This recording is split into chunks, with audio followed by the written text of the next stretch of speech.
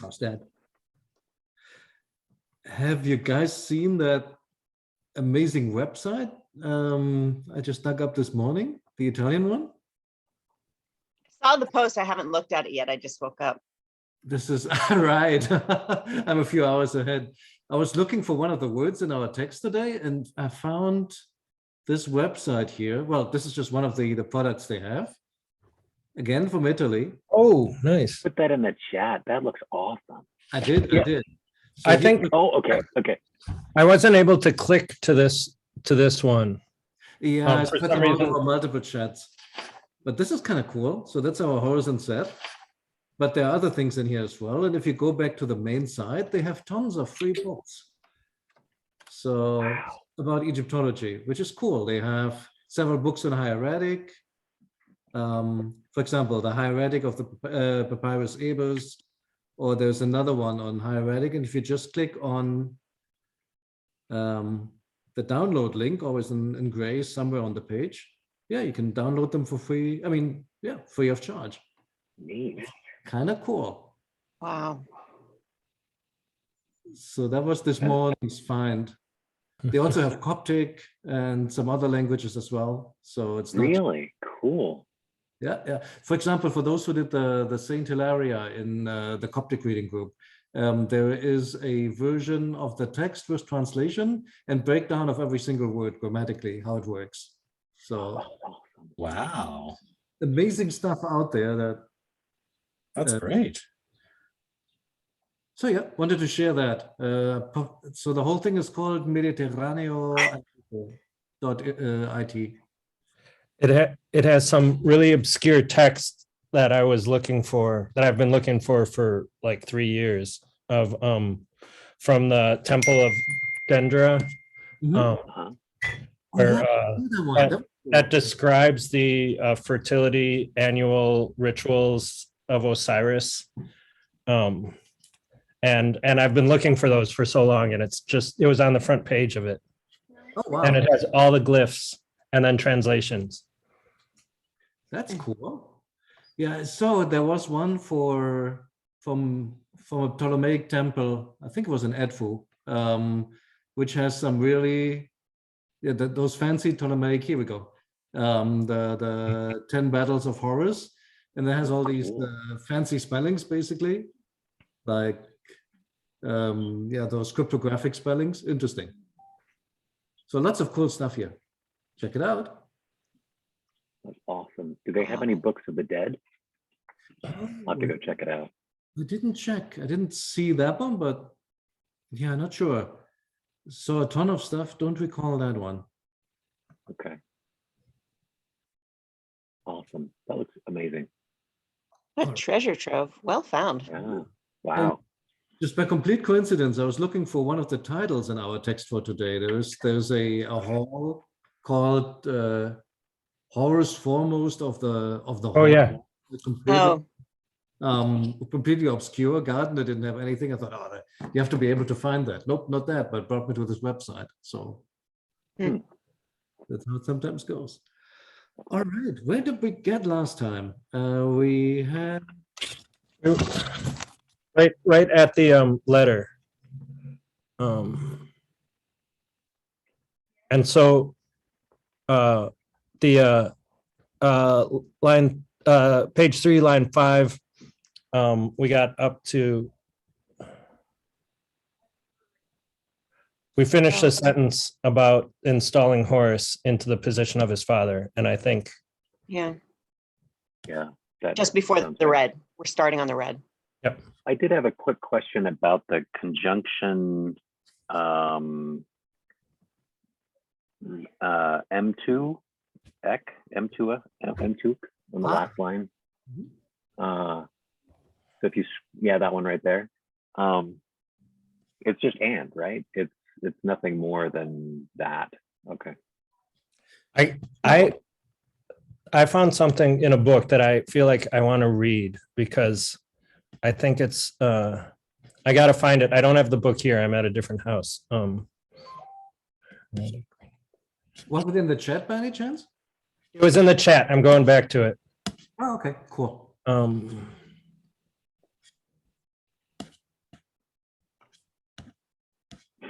Whoops. And I was Oh. wondering if it was like special with a combination of deets. Anyway, yeah. I mean, if you look at Coptic, you have the same forms basically. What's it called in Coptic again? Oh, here it is. Conjunctive, right? Damn, it's not there. Let me see if I have it. Does I it, need to does get it, further in my Coptic. does it survive to Coptic? The M2? It does. And with all the for all the different pronouns, it's just like another. I mean, the pronouns. The all. If I could now remember how it goes. I have to look it up, but essentially like and you and I and you and he and she and we, etc. Those linking forms, they're used also the same way in to continue the sentence. So you start like with the main verb, and then when you want to make another verb on, you just basically put that into that continuation form. And Okay. and Okay. how does that go again in Coptic? I have to admit that. That's cool. Where were we? Me and you, Aurelio, we were talking about the to at the end of a word. And we were trying to figure it out. Oh, the to between the F. Right. Yeah. Right. This one here, right? Oh, Seth's possessions. Yeah. Yeah, Where yeah. we were talking about that in the Discord. Right. And there's something that I found that seems really important to me that I want to read. From Jung, I think. Oh, cool. Want to go ahead? I had that. But where were we talking about it? I can't find it in the Discord right now. Oh, okay. I mean, but I remember what we were discussing. We were discussing whether this was another pronoun, basically, whether it's Yeah. like New Egyptian tuk, tuf, tus pronoun, or whether this was just like phonetically repeating the T because it's really being pronounced here in the plural form with the F following it. And I think we landed ultimately on that it was just the T being bound over, and they just write it again to indicate it's really pronounced here. Yeah, and it's just one of the ways of being written. But I found a thing that said that in late Egyptian, they arbitrarily just add T's and W's to the end of words, and that you just got to kind of ignore them. Do you believe that though? Awesome. Well, it's in one of the textbooks. So Cherney and Grawl basically says that, but I think I don't really believe that either. I think we just don't know what they mean. I mean, you know, if the W's and the Y's following what Christian always says about those, that they could just stand for like insert vowel here. Sure. That I believe that you don't have to take them 100%, like don't take them as a plural marker or as a dual marker or something like that. We will have an example of that later today. But a T with a TU, I mean, I would take that. I think that's real. Oh, geez, who am I to go up against Cherney? But why would they have put it otherwise? You would think they would put something in pronunciation. Yeah. If you just put a random T there, maybe it's just to indicate a vowel, or maybe they thought it was a feminine or something and they have to put it. But T plus U, that's a lot to just randomly in my mind. the Italian person who transliterated this on that website, and we were talking about how weird his transliteration was because he kept on leaving out T's and W's. I mean, that explains that, at least, you know. I see. Yeah. Sure. Yeah. I mean, to be fair to Cherney and Grawl, I think part of what they're saying is that if you want to match it up with the Middle Egyptian, you just have to ignore those characters because they're not part of the old spelling of the word. Oh, yeah, that makes sense. Okay. That makes sense too. Yeah. True. And if your only dictionary is Faulkner, like you just have to drop them because you'll never find them. Yeah. Oh, sure. Sure. Yeah, I think Jung says they don't have any phonetic or grammatical or morphological significance, so you got to kind of just ignore it. Okay. Okay. Um, All right. Thank you for indulging me. Does anybody have have lambden handy on the subjunctive? The question that Peter just asked. What about it? In Coptic, does anybody have lambden handy? I have it right here. Oh, okay. Can you find the subjunctive really quick? Is that in the? Oh, you know, he labels the chapters 1 through 30. I'm gonna No. search on my PDF. I mean, I'm looking at my little Bohaiwick book here. Basically, it has enta, entek, ente, entef, entes, entin, entetin, entu, and that's basically what this thing is. Oh, cool. Just here, you're using it to really just continue the sentence. For those who speak Japanese, I think that's a sizable subset of this group. It's just like a T form. You can just use it to string multiple verbs together. Wow, you guys know Japanese too? I'm just so lucky to interact with you guys. You guys are amazing.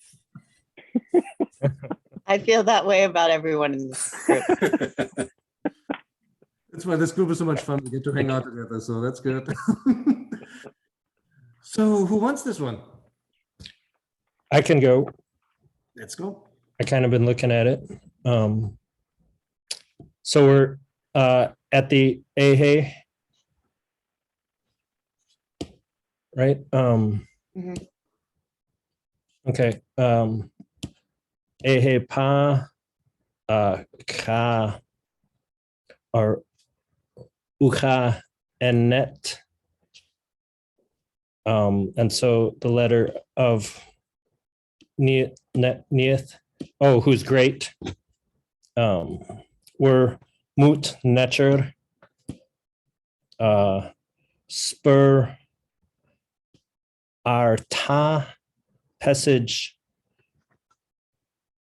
And then the EUs, I have questions about the EUs, but it goes on EU hemis ta usek her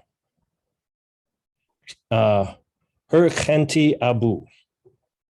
All right. Let's stop there. Okay. The sentence goes on, but yeah, let's stop. Okay, so it's I cut off the last comma, you're right.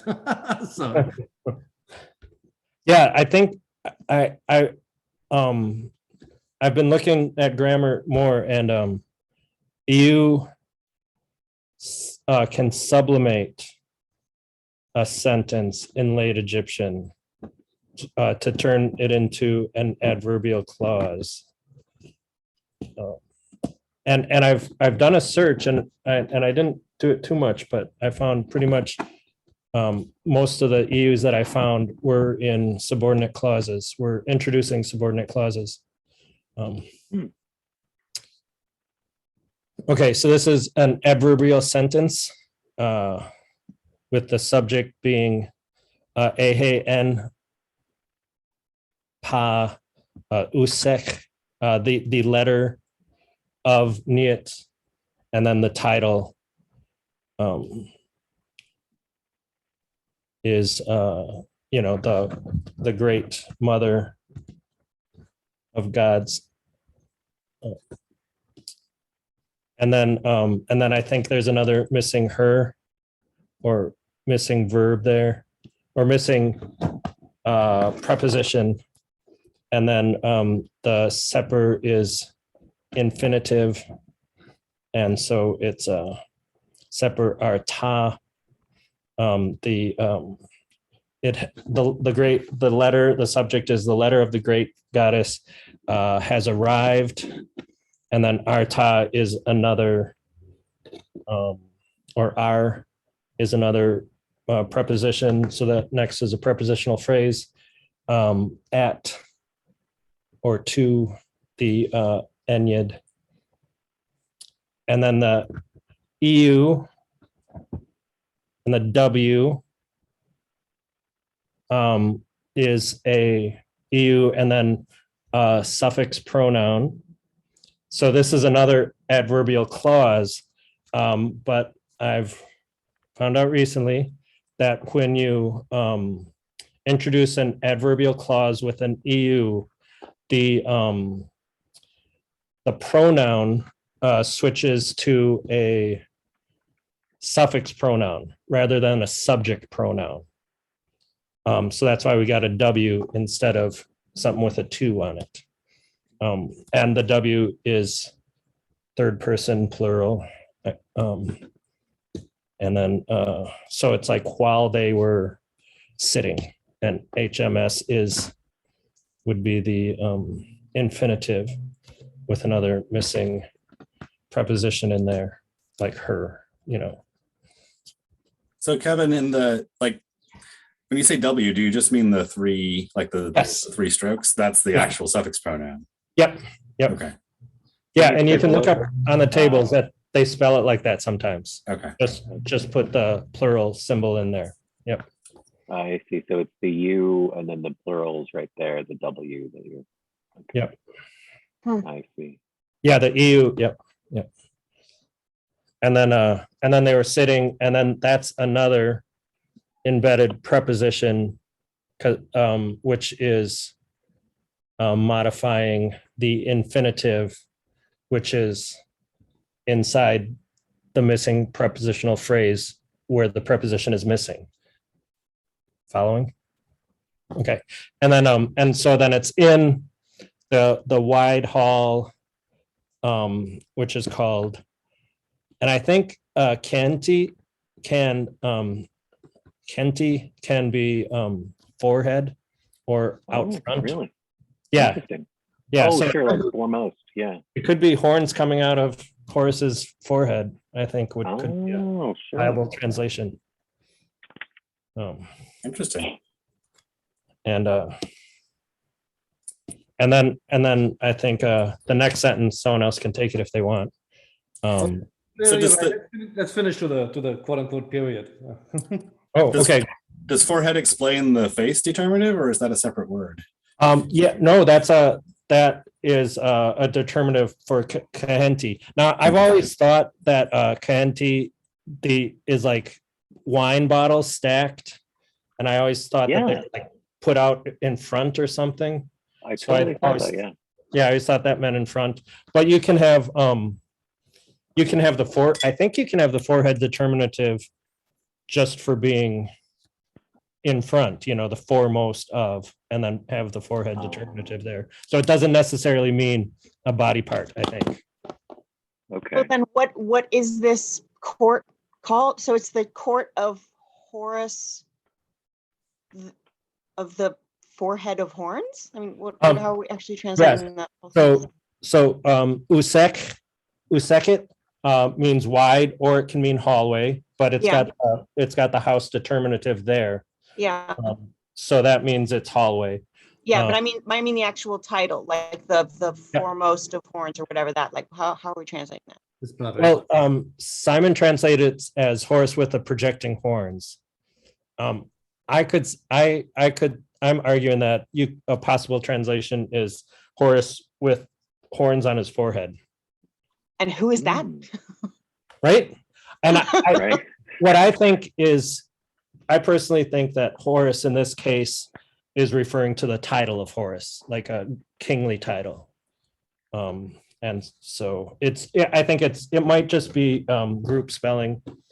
It might just be that's the name of it, and they're putting these words together to pronounce it. Or it might be, you know, where the king goes while flaunting his power, you know, talking about that.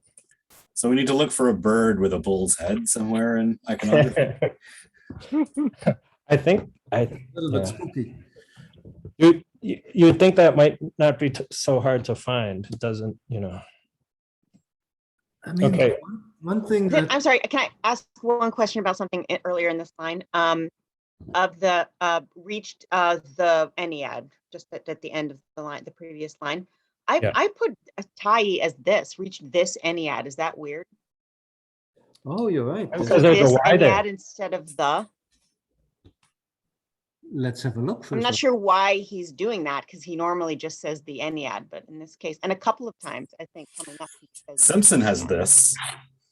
Yeah, nice. I think and they often return, you know, like in the Netherworld books, they always talk about this god when they're talking about Ra going through this stuff. So So I think, and I've read texts where they have, where someone was in front of two different Enneads. And so I think it, maybe, I think you're right. I think Ta could be saying this group of gods that we've been referring to. Yeah, good catch. Or it's bringing the action back to the people who were talking before. It's really interesting though. Didn't catch that at all, but it's clearly there. And so far only one Ennead has been mentioned, so that's interesting. Don't have a good answer for that one.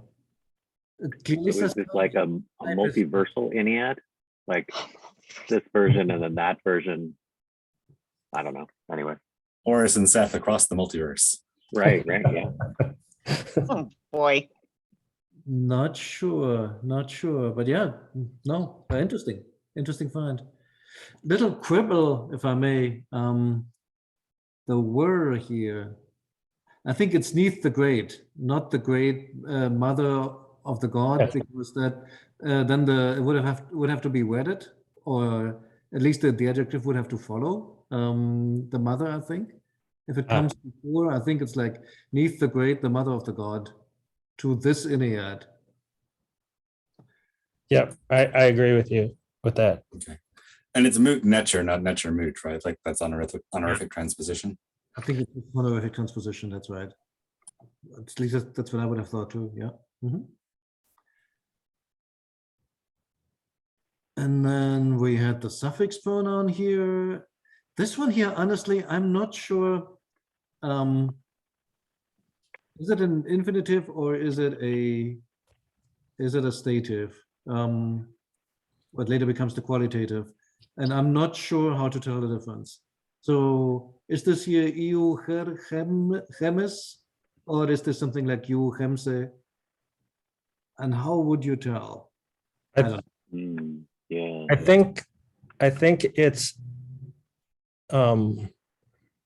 infinitive in the circumstantial first present. There's a verb form that has the EU there.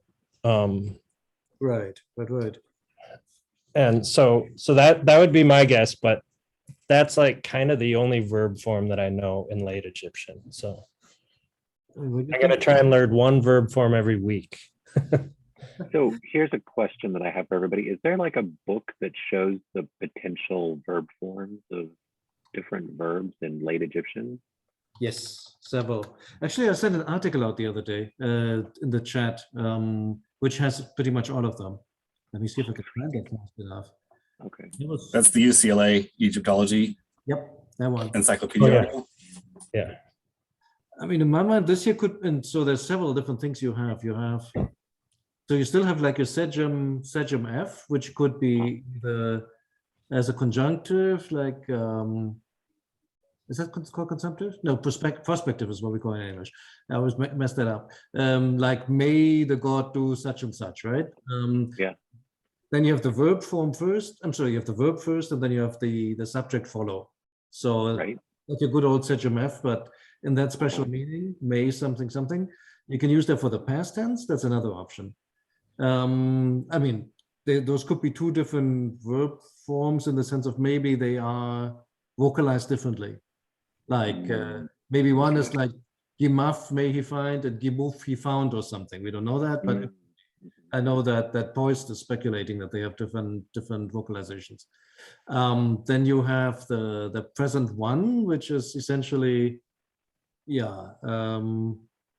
Now, whatchamacallit, is with the often hiding preposition her, and then an infinitive. You can also have something with the stative, with the old perfective or whatever you want to call it. That's still around. That's also, I think, an adverbial sentence. Then you have all sorts of combinations with iri, with the verb to do to make, I think it makes emphatic forms, if I remember. And those survive as the first present in Coptic, right? Oh.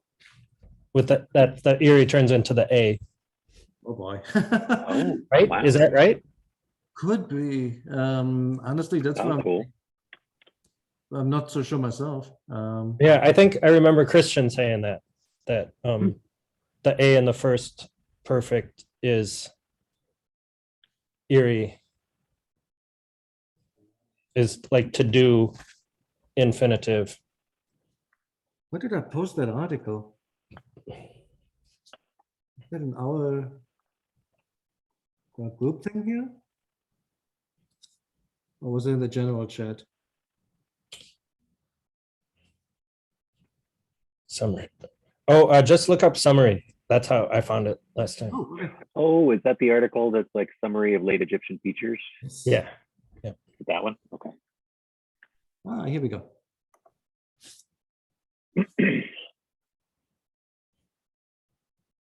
Yeah. That has, first it has like all the different pronouns, for example, how you form a genitive. That's fantastic. Then somewhere here should be the verbs. So infinitive or perfective. Here he calls it the subjunctive. I think that's what I called the prospective a moment ago. Emphatic forms with a little yod in front. Those are, I think, somewhat like the second tenses in Coptic. It is yesterday that I did such and such. Then you have the compound forms with acha en and when in that we're looking at. I mean, there's a ton of different forms. That's perfect. Yeah, I need to print that off. I would recommend to take a look at it because they have good example sentences for each and every one. Oh, perfect. Yeah. Not too long. I mean, often something I don't like in teaching grammar is when they have like example sentences that go on for a whole paragraph and you don't know 80% of the words. So that really makes it hard to pass what's going on. These are all short and sweet, basically. I mean, Right. Tui onechqui empachero. I'm alive today. I mean, tui, the standard New Egyptian pronoun there, onech. I mean, anech. Everybody knows that one. Dative. Native. Yeah. Empachero, just like Coptic today. I mean, these are really easy to read. I recommend this puppy here if you want to have it. Oh, that's awesome. Yeah. Thank you so much. Sorry, didn't mean to blab on forever. So. No, I asked. So again, sorry. Should I take it up to the period? Let's do that. All right, so then after the horse with projecting horns, we got and I think another sublimated,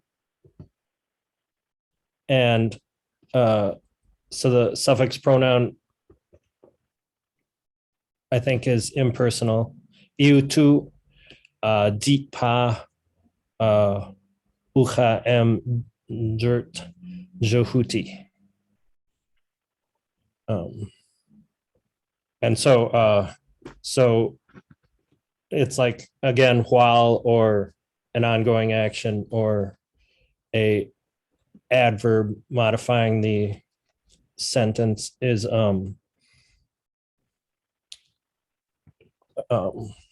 so yeah, with all this, then the letter was delivered to Thoth's hand. And I guess the way we would translate it is just then or and. Yep, that makes sense. Into the hand of Thoth or Yeah. Jehuti.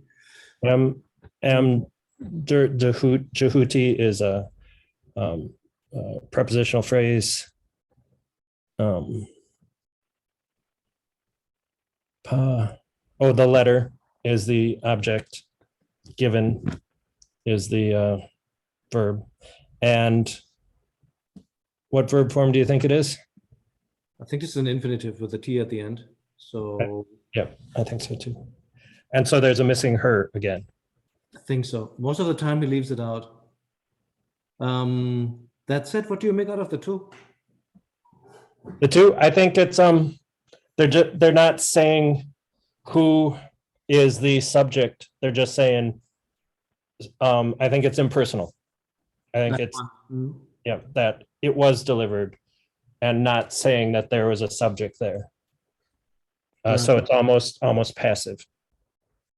Yeah, I think the same. Like later in Coptic, they use the third person plural. Like they were giving it to him, basically meaning it was given to him. And here they use two. Yeah, in the Ramses French version, it's like the letter was placed in the hand of the author, something like that. Right. Yeah, interesting. Makes sense. And the next sentence actually has a Sejamef, so I'm interested. All right, I'm done. Unless anyone wants to, if there's anything else. Maybe one thing from my perspective, the Horgenti, hang on, how do we do this? This one. Usech Horgenti Abu. That one. I mean, I've seen it translated the way that you had it, like basically Horus with horns. Often Genti just means foremost, right? Like Mhm. like the foremost of the West, for example, or Osiris. Could also be the foremost of the horns, although that doesn't really mean anything. But if you think about other titles that have Genti in them, it often means like the one who's in front of something.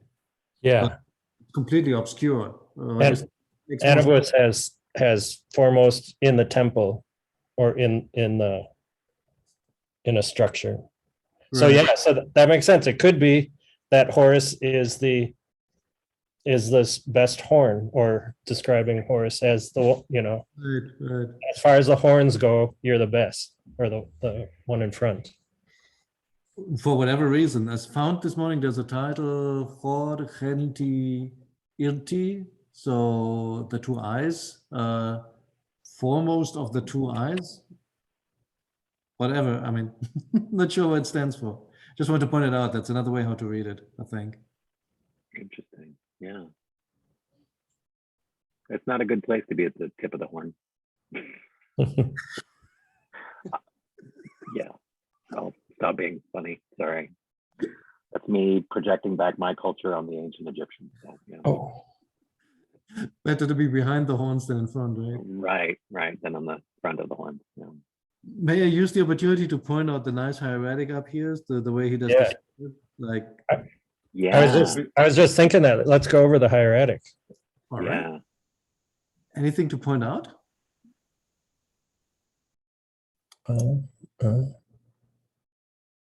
The U and the right there are like on top of each other. This one here? Oops. Yeah. It's a kind of an interesting ligature with, I guess, is that a papyrus something between the quail chick and the vulture? The ha? Is it like a papyrus reed stalk thingy? Yeah. Wait, lost where you're at. Which one? Oh, you mean this sorry. one? Way at the beginning there. Yeah. It's like the ha. So The the weha in this thing right here is that a papyrus? I see what you mean. Yeah, that's, I mean, Stalk.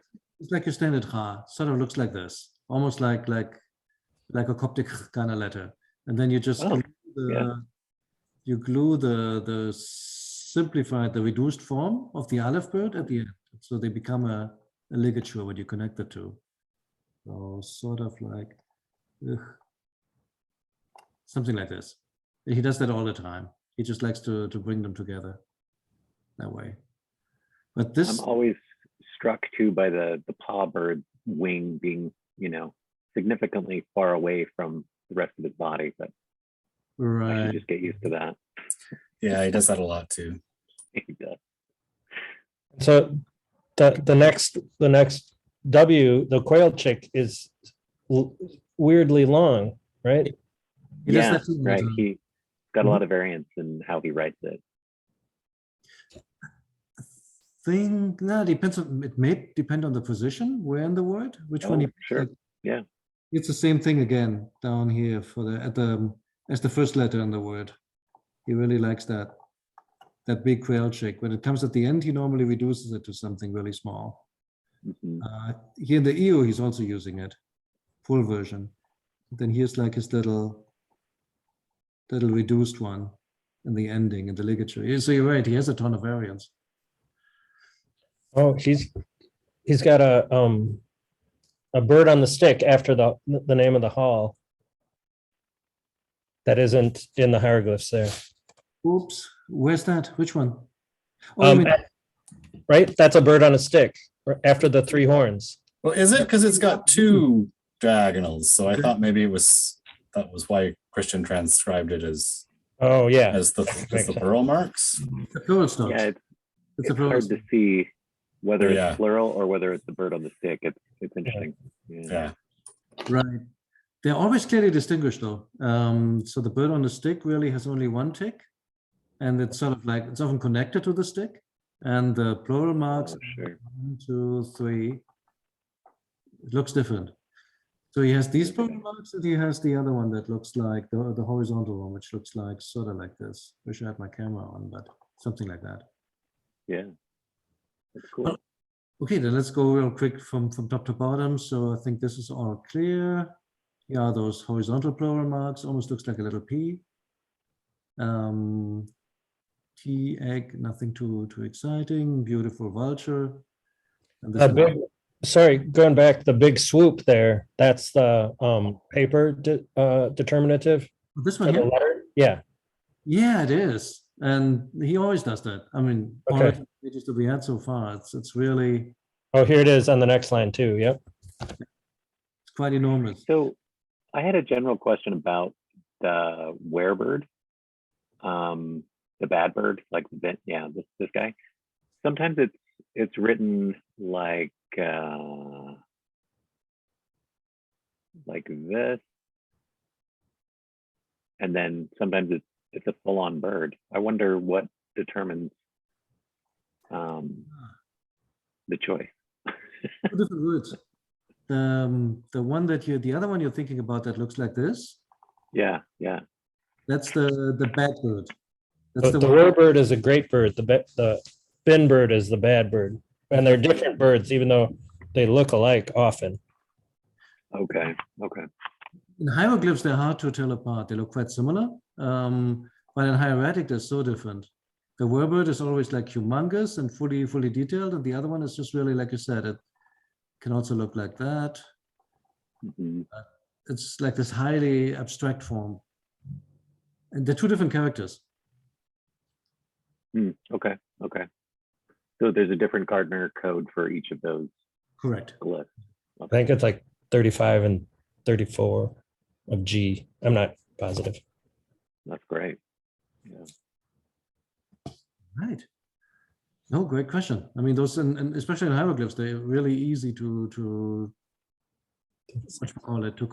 get confused. But hieratic, they luckily separate them. Let's see, little tar, or actually little tie, our passaget, and the EU with the plural strokes in there, horizontal. That's how they write Chemse, with the S sort of like, yeah, almost connected. Oh, thanks, Ralph, by the way, for fixing the child in the line above. Saw that one. M, then the little S, a H, a T, a long stroke, for whatever reason. Then here's our Horus, which looks almost like the big bird, doesn't it? Mhm. Mhm.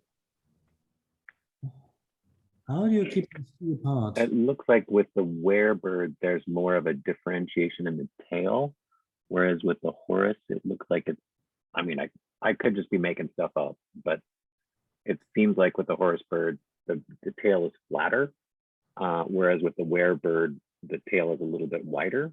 Mhm. Though that could just be individual variation in a few of the lines. I don't know. I think I you're feel right. like Horus often has a baseline drawn on it under it too. Oh, sure. Yeah. Horus has a baseline to it. That's how I can tell them apart. Oh, yeah. Yeah, I can see that.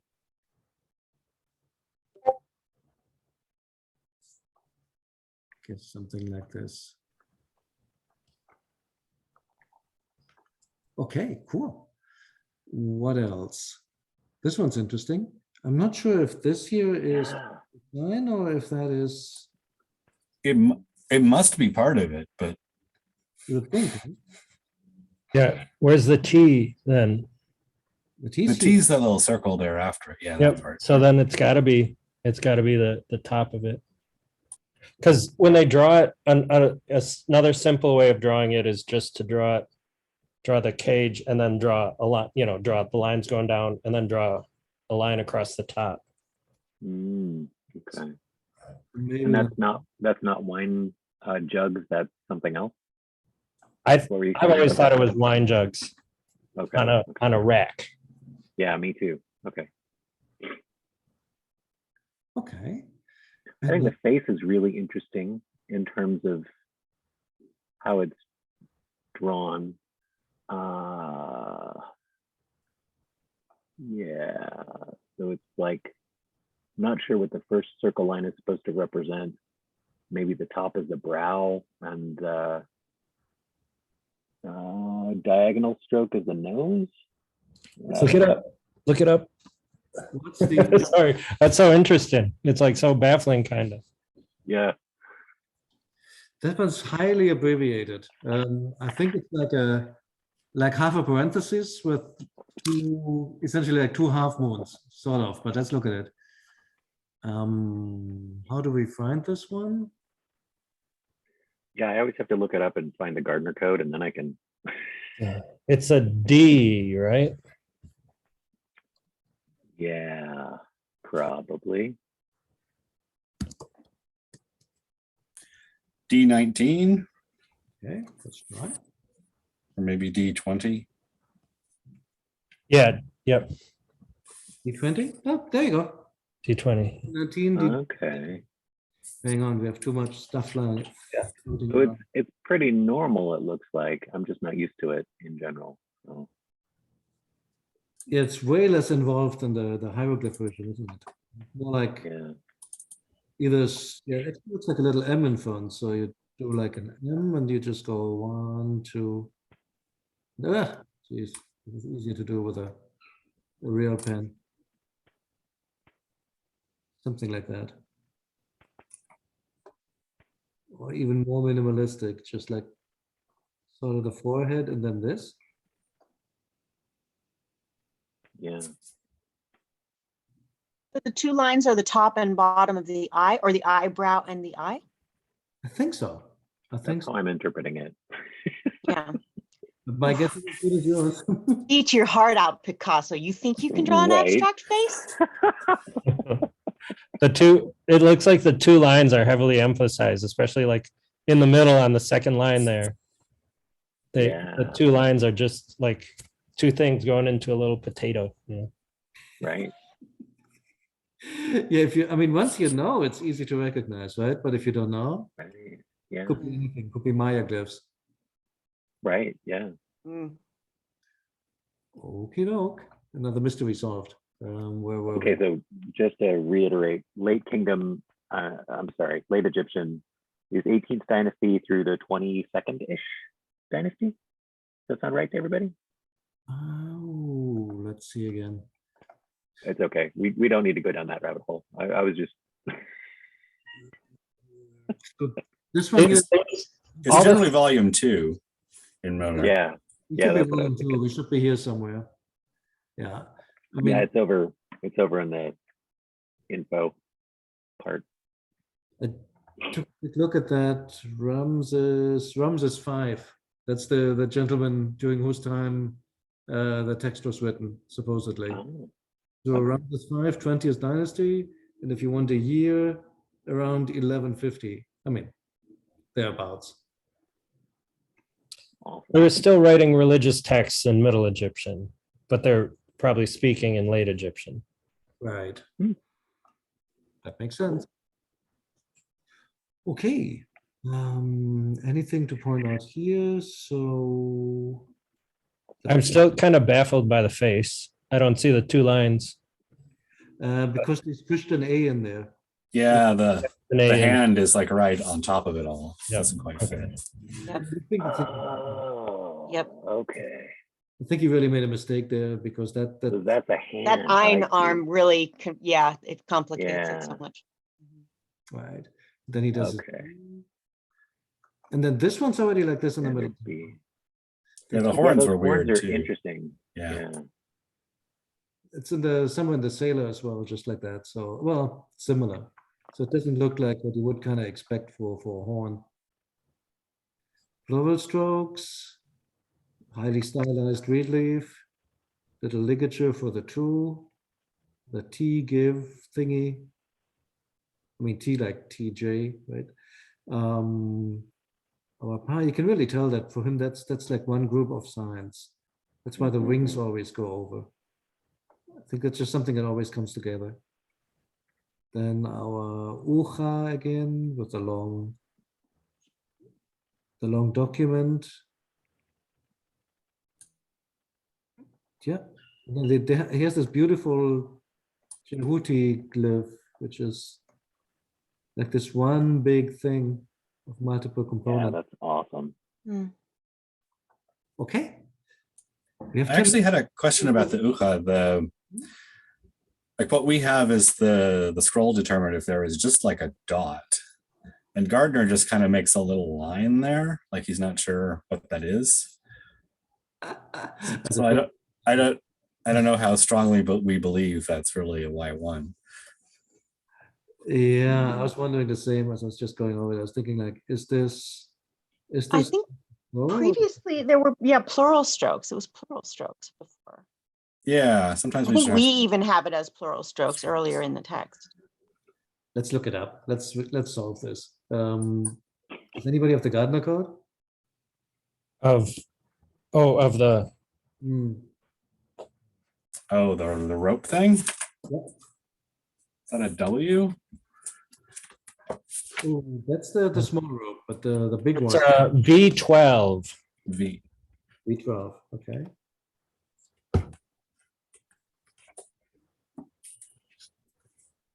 Yes. That's what we wanted. Yeah. Okay. Okay. So according to these drawings, Like there's usually two curves on the far Right. side of it at the end. And then the question is like, if there's an extra mark there, what is it? Is it plural strokes? Is it Y1? Is it?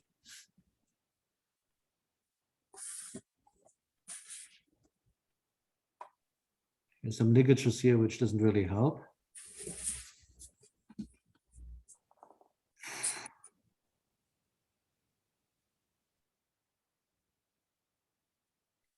So it looks like it has an extra mark, right? So I think we're all in agreement. Yeah. I agree there's an extra mark, Mhm. but what is it? Yep. But what is it? Is it the document role or is it plural strokes? Yeah. I think it's plural strokes. I remember us talking about this at length with Christian once, and he said that it is plural strokes because the word comes from the word for wishes, and that's why it retains the plural, even though it becomes the word letter or document or commission. Right. Oh. And in our text earlier, I think it is written like on page 1. I think we were using plural strokes. I dimly remember something like that too, trying to find it now, but I'd go with that. Do you see it anywhere? Oh, God. Are they talking about a letter on page 1? Maybe it was page 2. I can't remember now. Maybe page 2.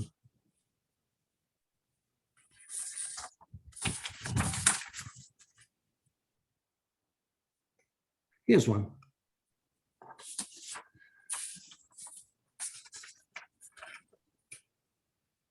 Yeah, this one we put plural strokes.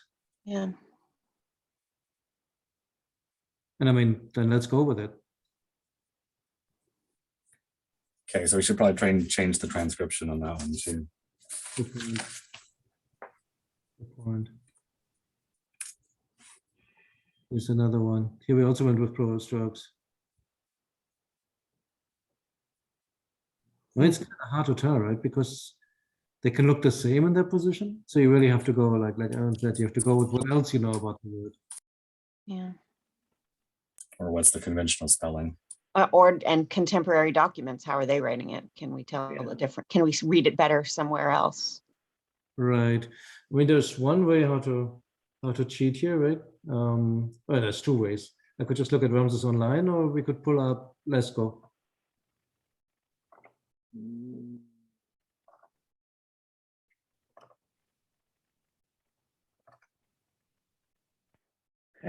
On Ramsey's Online, it looks like they just have kind of a Generic. black dot.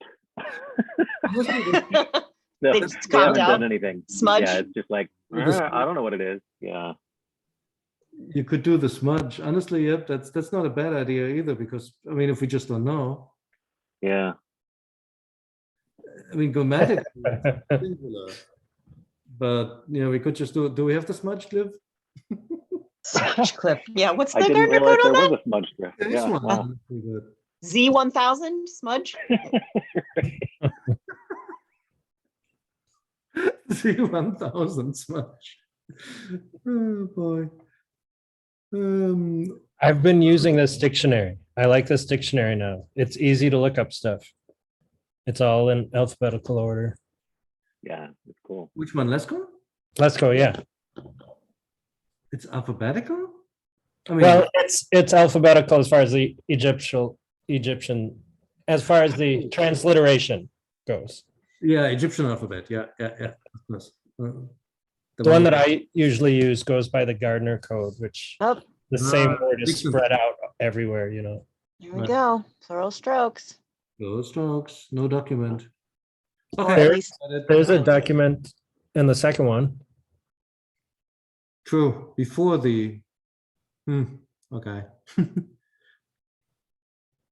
All right. And there's a single stroke and a double stroke and a triple Yeah. stroke. Like they don't seem to know either. stroke. Let's go with the. Let's stay consistent. We can go with the triple. Or the smudge, if somebody knows the smudge. Okay. Not sure we're going to manage the next one. How long is it? It's one line. Somebody wants to try?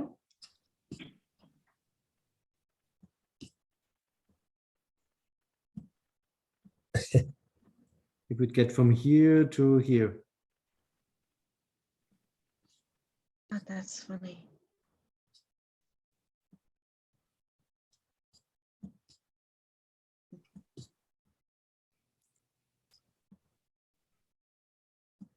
I'll go. Where are we starting?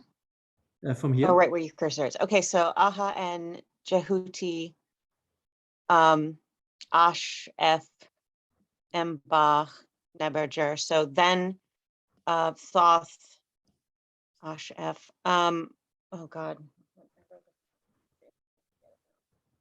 Oh, I looked this up and I found a translation that said submitted, which I kind of like for this situation. Submitted. Like, yeah. So then the Thoth submitted it before the Neberger, the Lord Plus. What do you guys think? How did you translate it? Ash. Because we see it in like Ash Sagabu a lot, which is like to cry aloud, but that's not really what's happening here. Yeah, He's not crying out.